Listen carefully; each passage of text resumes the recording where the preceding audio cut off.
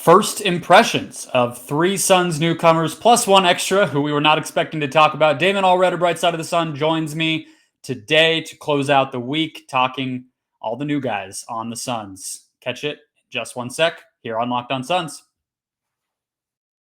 You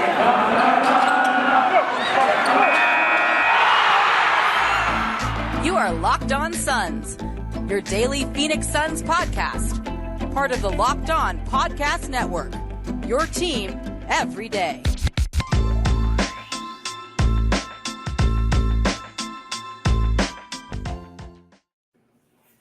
We are back. This is Locked On Phoenix Suns. I'm your host, Brendon Kleen, credentialed media member covering the Suns the past 5 seasons. Thank you for making Locked On Suns your first listen every single morning. Subscribe to our YouTube channel. That's Locked On Suns. Listen to us on whatever audio platform you prefer. We are free. We are here for you every single day. And if you would like to follow us on social media, that is at Locked On PHX Suns, at Brendon Kleen 14 for me. As I said, Damon Allred is our guest today, coming back to give some spice, give some takes on the Suns newcomers. Damon, how are you doing? How have you enjoyed the first week of Suns basketball? Good. I've actually not really been to skies falling like a lot of people have been, so ready to get into it. Nuance. It's a wonderful thing. We are going to do 4 guys today: Landry Shamet, JaVale McGee, Abdel Nader, and Elfrid Payton. Wasn't planning on talking about Elfrid Payton. I don't think that's one that we had brainstormed on. I'm not sure how many new thoughts there necessarily are, but in terms of how he fits here, it's been a little bit interesting now with Cam Payne out with that right hamstring strain. We've seen Payton for 2 games now, Damon. But let's start with Landry Shamet.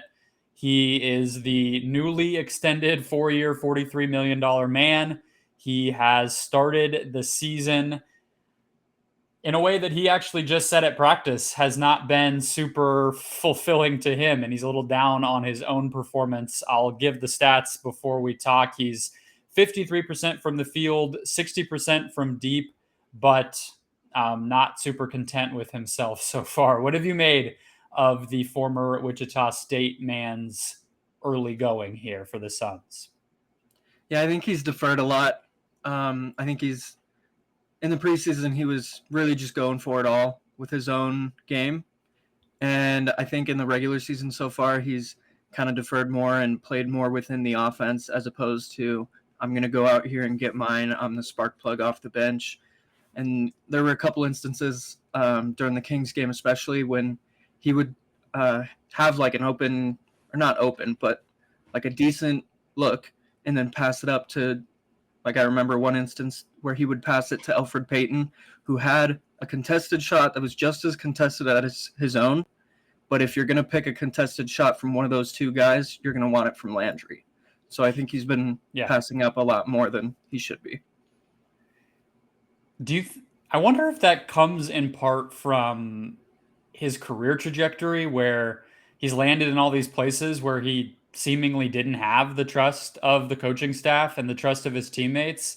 I have to feel like that affects a guy when it's like, yeah, I mean, the Suns want their shooters to shoot, right? I mean, they were even talking about that yesterday. That's been a big problem for them overall. It's why they're getting, good but not great shots. It's why they're having so many turnovers and just losing control of the pace of these games. I'm sure Landry will learn that in time, but I think you're right that he has been hesitant. And I feel like it has to come in some part from just coming off of a season with the Nets where it's like, am I even going to play tonight? And the Clippers trading him and the Sixers trading him. And maybe it is just that acclimation to like, no, I'm good. I'm home right now. This is a good situation for me. So I don't think he's been bad on offense. It'd be kind of impossible to say that, but he also really hasn't had the sort of big playmaking, scoring nights that we saw in preseason, like you were saying, where he was playing really loose. He was taking a bunch of shots. He was throwing the ball around. He was turning the ball over a lot as well, but just felt more comfortable. The thing that jumped out to me that I didn't expect to talk about when we planned this out, but happened in that Kings game as well, is that he basically closed the game. Chris Paul had one of his worst performances as a Sun last night. The closing lineup had Shamet in there instead of Chris Paul from about the 6-minute mark to about the 1.5-minute mark when CP3 came back in to engineer the last few possessions. And Monty said that was really a result of feeling more comfortable with their ability to switch against the Kings with Shamet in there. So, I mean, honestly, that's probably more of a Chris Paul conversation than it is a Landry Shamet conversation, unfortunately, for Chris Paul and the Suns defense. But what have you made of Shamet's defense overall this season? And do you feel like we might see him be a defensive upgrade more often, as strange as that is to say?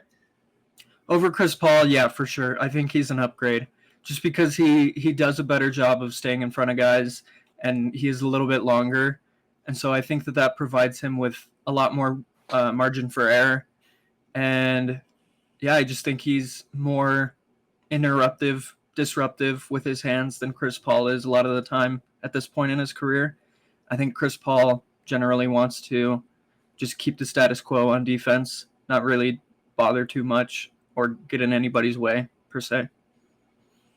Okay, this is an unrelated question, but people on YouTube can see me messing with my headphones. You have glasses, and you don't seem to have any struggles with headphones. What is the magic here? Because I put them on, and then my glasses get screwed up. I don't know. What do you do? Tell me the secret. It goes glasses, and then headphones, and I found that the headband helps a little bit too, just to keep the glasses in place. But the headband is not a product of the headphones.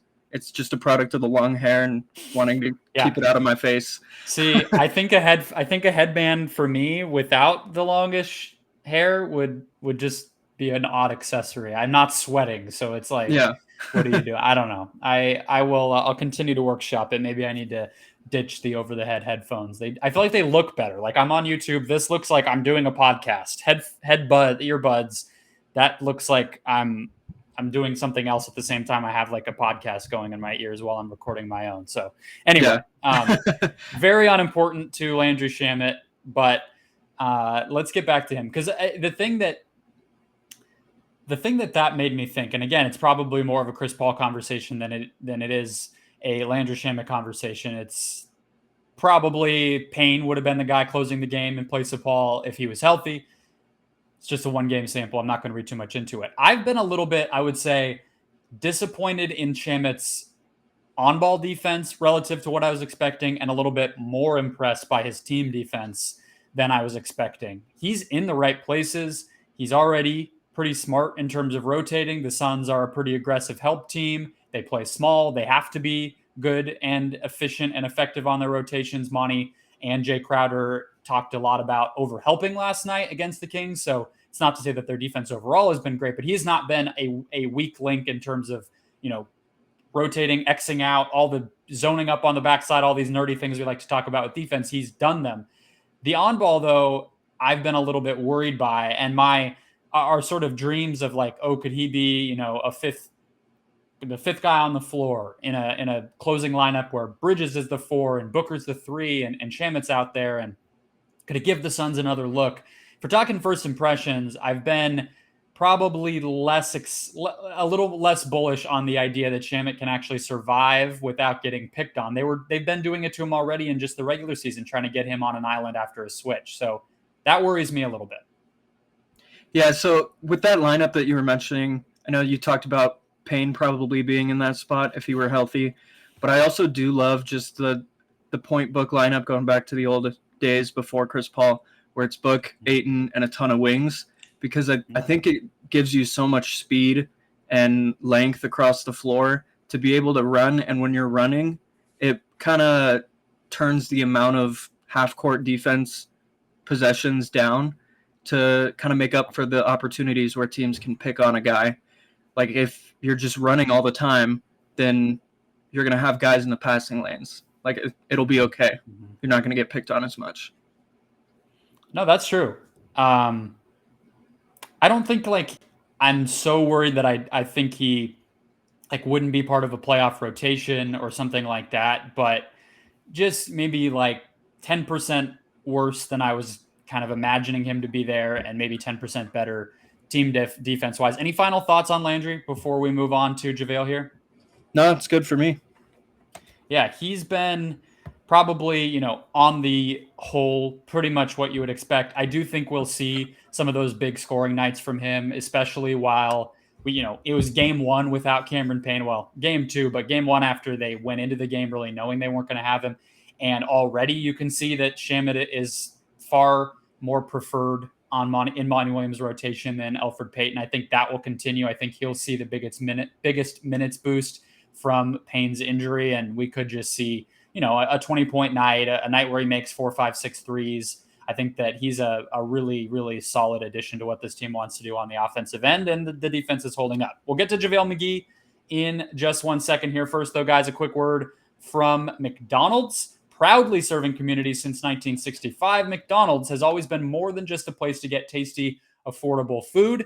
It's a place where friends and family can come to reconnect. A place where classmates can meet up for a study group, knowing they'll have dependable Wi-Fi and an endless supply of French fries and McFlurries.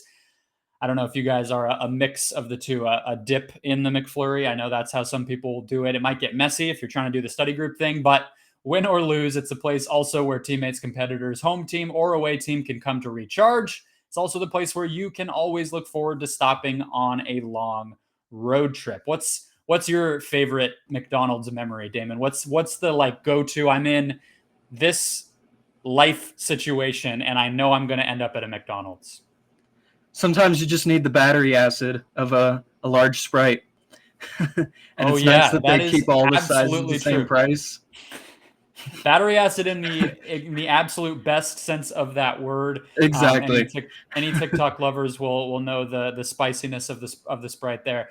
Delicious fuel, late night, early morning, midday, whatever it might be. It's one of those things where you convince yourself it's quenching your thirst, even if it may not be. It's that delicious. So head to your local McDonald's the next time that you need that fuel, the next time you need that battery juice, and refuel and reconnect.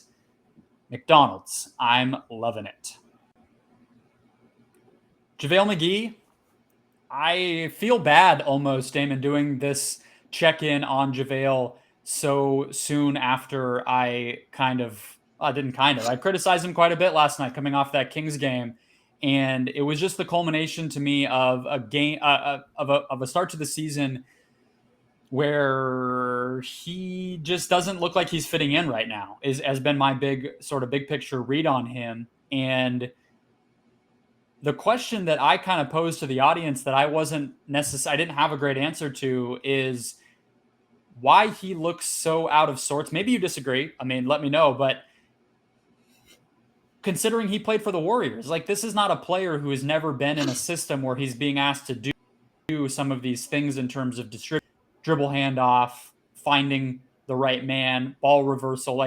Having the ball and having to be a passer at the center position is a skill some players don't have, but I feel like he does have that. So do you feel are you seeing those same concerns, and why do you think that's happening? No, yeah, I feel like you're totally right to be critical, especially after that Kings game. I think in the first half alone, there were 3 or 4 just dumb turnovers, like Shaq and a fool type turnovers. He airballed a floater as well. Yeah. A lot of silly fouls too. And I just think that it might have been just an off game, because I think he's certainly been better than that through the first 3 games. But as far as him kind of being that guy that can duplicate what Ayton brings to an extent, as far as archetype, but obviously not to the same level, I think it didn't go very well last night, to say the least. Yeah, he, so far this season, extremely small sample. So, trust me when I say that I know that. 54 minutes played, so take it with an absolute grain of salt. But this is a First Impressions episode. He's turning the ball over almost 24 times per 100 plays that the Suns run on offense. So he's been a turnover machine. I mean, you look at it and say it's only 8 through 4 games, but he's barely been on the floor. He doesn't even crack 20 minutes in any of these games. So 8 turnovers in 54 minutes is just bad, especially because, yes, I was just saying he has the ball in his hands maybe more than your typical center would, but it's not like he's a point guard, right? It's not like he's initiating offense and dribbling the life out of the ball every time he's got it. He's making quick decisions and somehow still turning the ball over that much. So the offense clearly a work in progress. I don't necessarily worry that much. His role is still very small. I definitely would not say he's been the reason they've lost any of his games. His decisions just need to be better. He needs to get more comfortable. He needs to get more patient, has been the word that I've used for him. But what do you think of the defense? He's probably more of a one-to-one comparison for Ayton on defense than he is on offense. Yeah, I think he's been able to do a lot of good things defensively. Sometimes his rotations are a little bit too reckless coming off of the weak side. And we've talked a lot about, everyone in the Suns community has talked a lot about how he ends up on the floor just way too much for someone who's that big. So much. He's so clumsy. And I just think that if he can stay on the ground some more, maybe not jump as much. Like we talked a lot about how Ayton in the playoffs was so good at defending without fouling. If some of that can rub off on McGee, I think that would help him a lot. Yeah, I mean, I kind of said this with Shamet, and understanding it is too early to make anything definitive. Do you feel like, let's just say this is the version, let's say, okay, he's not going to turn the ball over like a maniac all season long. He's never been, for a full season, he's never turned the ball over more than 17% of the time. And that was for 80 minutes. Like it's never been this bad. So that's not going to happen. He'll probably settle in a little bit, but let's say roughly this is the type of guy that they're getting this season. Maybe a little worse than he was for the Lakers and Warriors, but not terrible. Do you feel better or worse about the quote unquote like backup center hole being filled?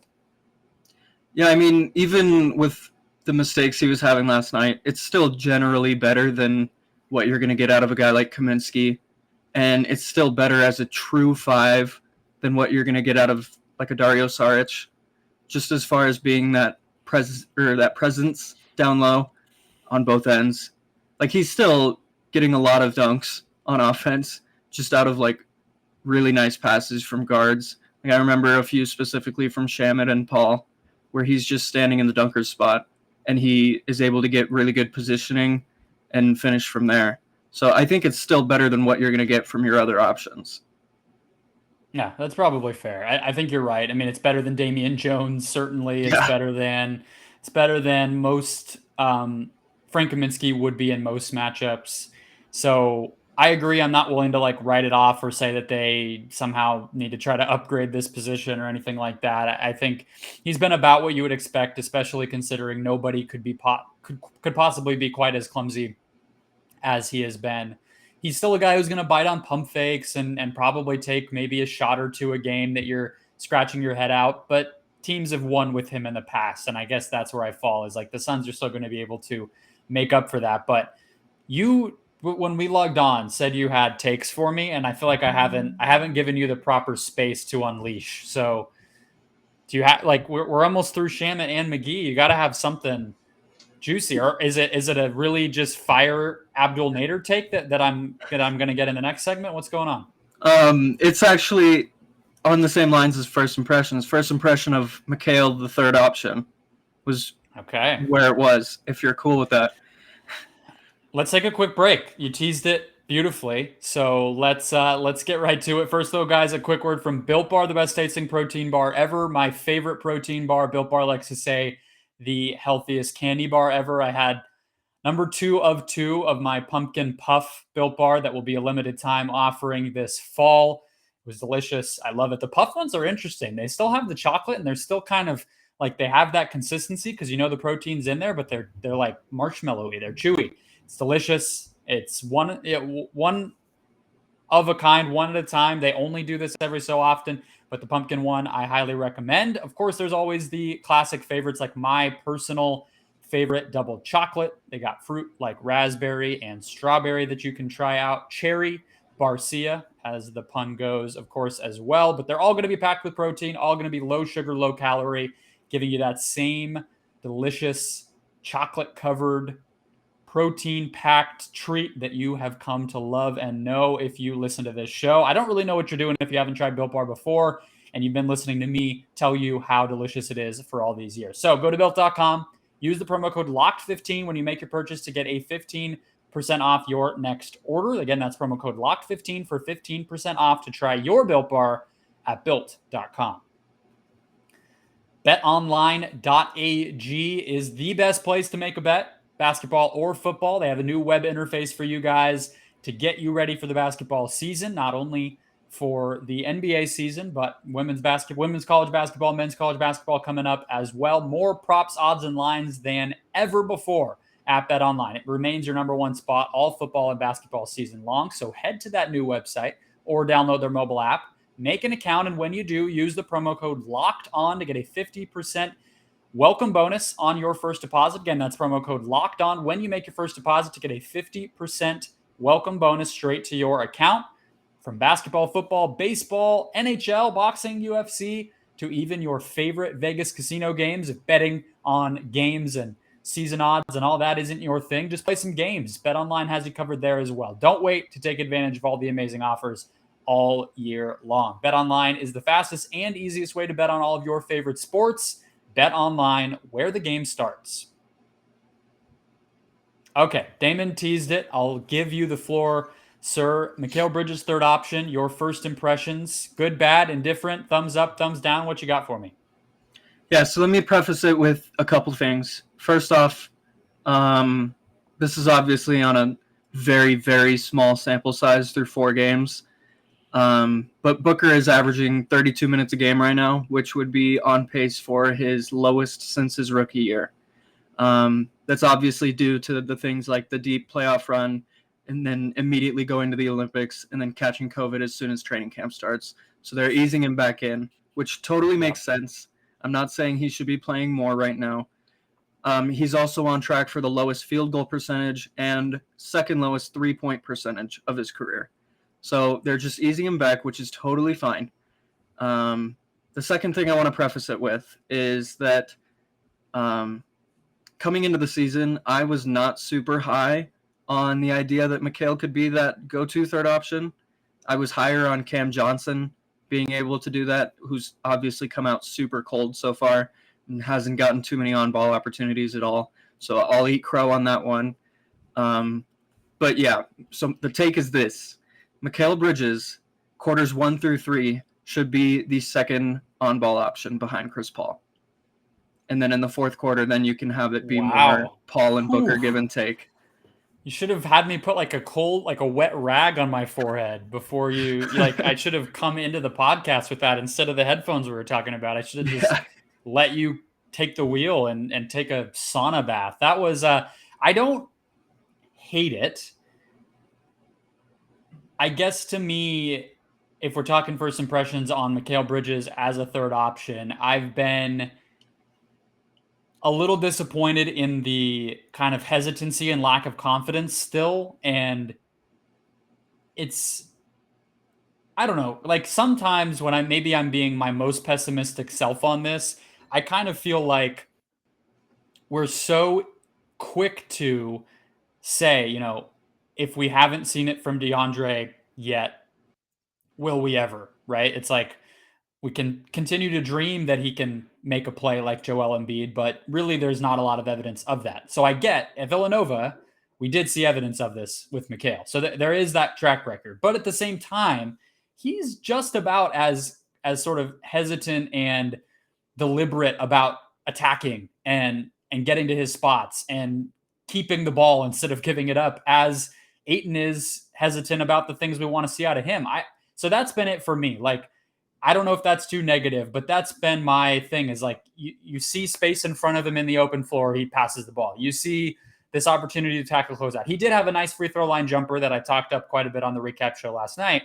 But aside from that, I do feel like we've just still seen that reticence to just really go into attack mode. And it's been 3 years. Like, is that just not a player he's going to be? That's what I wonder. Yeah, so to your point, when he gets the ball in those opportunities to really take it to the rim or just decide what to do with it, it seems like he's always 50-50 at first. But then once he decides to go, and I think it would help if Monty is just telling him more often, just go. Like, just do what the defense is giving you. Once he goes, he is lethal from what I've seen on ball. Like, when he gets to that nail, can't remember seeing more than 2 or 3 misses so far this year. And I've seen like 9 or 10 makes from that area. And he's still really good at playmaking out of that nail area as well. Finding shooters, finding Ayton even. So I think the more times he's able to run that, the better it's going to be.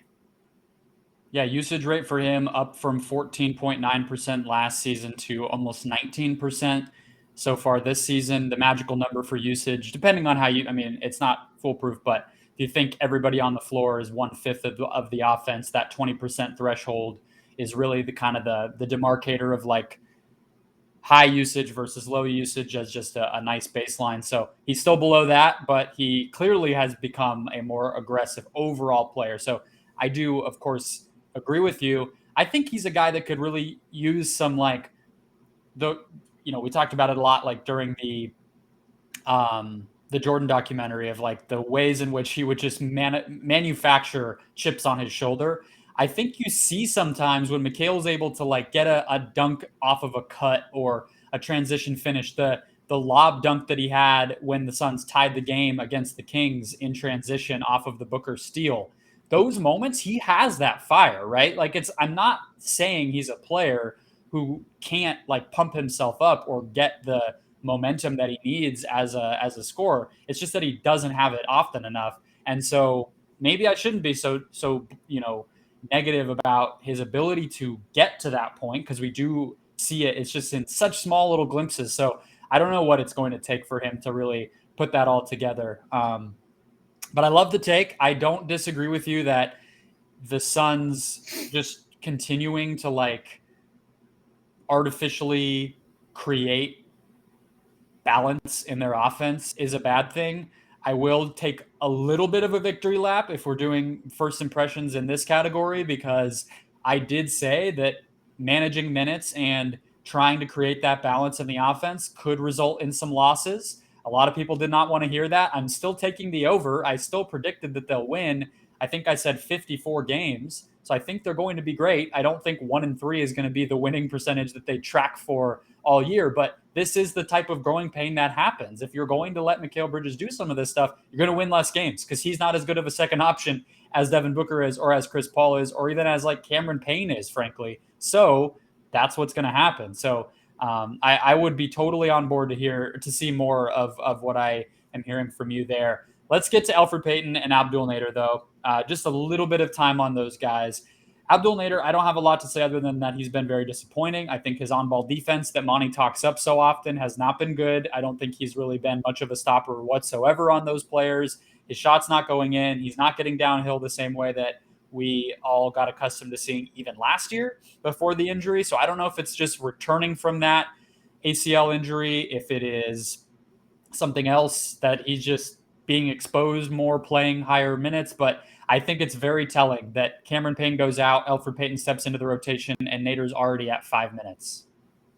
Yeah. One thing that Monty's preached a lot when talking about Nader is just the process that he goes about such things like driving to the rim or playing hard on defense, because I don't think anyone's going to argue that he at least plays hard on both ends.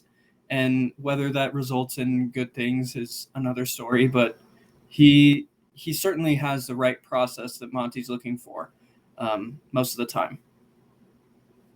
Yeah, I think it's why it's probably the best explanation as to why Monty continues to trust him. I mean, he does what is asked of him, right? I mean, he tries to drive. I don't think his handle is good enough for him to actually make a play attacking the closeout. I think that's a huge problem. It's like, yeah, he might put his body in the direction of the basket a lot. And I'm probably being too mean because I'm getting kind of sarcastic, but like it's just, it doesn't work because the skill level's not there. And so that's probably why you saw him get on the floor in the conference finals, why he's part of the rotation now. I'm a culprit as much as anybody. So like, this is a mea culpa a little bit. I was talking him up. It was a joke last year. It was pretty serious this year that I really thought he could be a pretty big difference maker. That just hasn't happened. Elfrid Payton, 38 minutes, 1 3-point attempt. That's not going to cut it in this offense. We're talking about not generating enough threes. I'm sure he's generated some threes off of his passing, but the shot selection is all, I mean, it just, I don't know. We don't need to act surprised about this. Elfrid Payton is always been a player who takes questionable shots and doesn't always work into the rhythm of the offense. He, even as a starter last year for a surprising Knicks team, was very, very negative in terms of impacting their team statistically. So I don't think he's going to kill the Suns. It's kind of similar to JaVale McGee, where he can probably play 15 to 20 minutes and they have the talent to make it work. It's not as if it's the end of the world, but I think I've seen a lot of what I thought that we would see, which is just a below average role player who probably won't be in the rotation come playoff time. Generating threes off passes. What passes? The guy does not pass. It's true. It's true. He puts his head down and he drives, and that's all he does. Yep. He's Mr. Triple Double, but I think that might be more product of stat chasing than actual interest in creating for his teammates. Yeah. He's got the Houston Rockets assist strategy of passing it with 4 seconds left on the shot clock to ensure himself an assist. He should be on the Lakers, it sounds like. Yeah, that was not a LeBron dig. Much more of a Russ dig than a LeBron dig, to be clear.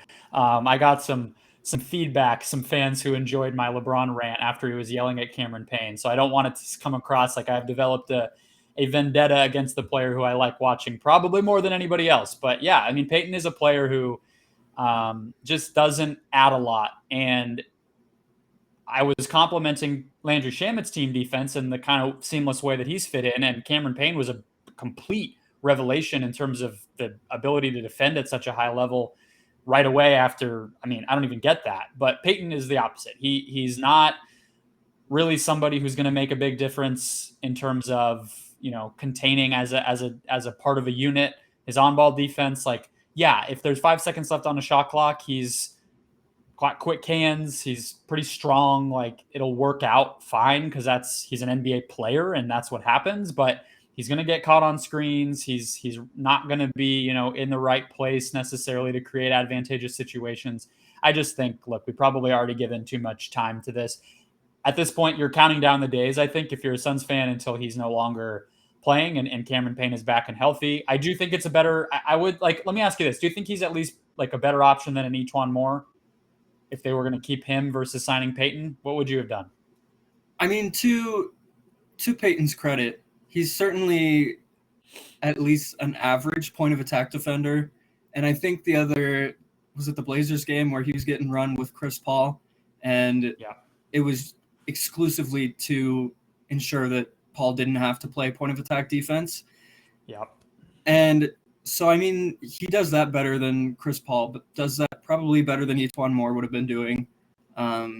Obviously not as well as Cam Payne or Mikhail Bridges does, but when he's the third string point guard, it's pretty dang good point of attack defense for what you're getting. Yeah, that's fair. I don't think he's, I think that's the best way to put it. He's not going to kill them. But I also he is the type of player that I just don't really like to watch. That's fair. That type of guy is just, it's not appealing basketball to me. But also, I mean, at the end of the day too, there's been a lot of criticism about pace so far. And that was even a thing last season. We heard from the team how often Willie Green was hollering at them to push the tempo, and Payton will do that. Right. So I think there are some positives to what he is, but he's proven out for many, many years in the NBA to be a negative player. And the fit that he was going to have in Phoenix didn't make sense from the jump. I think it was a fair thing to question from the minute that he was signed, and it's still fair to question now. So backup point guard, not the worst you can do, but it's definitely not seamless by any means. Okay. Quickly, I did not give you the heads up here, but you are a movie person. We have connected about film in the past. So I think I did this a couple of times ago, and I'll give you the floor here. I don't know. We need a name for this segment, but let us know what we should be watching. My last movie, mostly out of a time crunch, was Venom: Let There Be Carnage. So I'm the last person that should be giving anody advice about what to see, because I think that people should probably not see that movie. But let us know. Tell us what.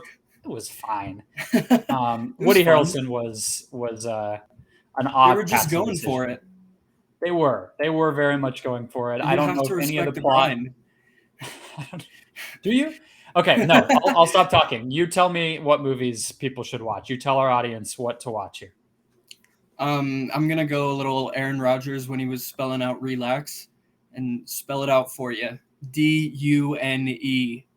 Dune. A visual spectacle. Quite possibly the best visual movie I've ever seen in my life. Really? Wow. Yes. Denis Villeneuve is undefeated in that category. And quickly after I watched Dune again on HBO Max because it's on HBO Max as well. Mm-hmm. I saw it in theaters at first because it was just an experience I needed to have. And then as soon as I was done with Dune on HBO Max, I went over to Hulu. No free ads. Don't know why I'm saying these.